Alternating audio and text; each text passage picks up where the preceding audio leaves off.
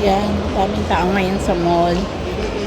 So, Sabado, August 17. After ng church, we are going here. Kasi dito malapit yung bus, pauwi. Pero kung may car lift, we need to go. Yan. So, maraming taong ano. Okay. So, enjoy lang natin. And, yan.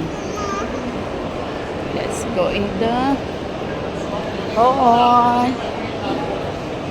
malawak siya, diba? Yung pinakamalawak din na mall. Okay. So pupunta tayo sa Carrefour. Ayan. So kailangan gilid-gilid tayo. Okay. Ganda. Lawak.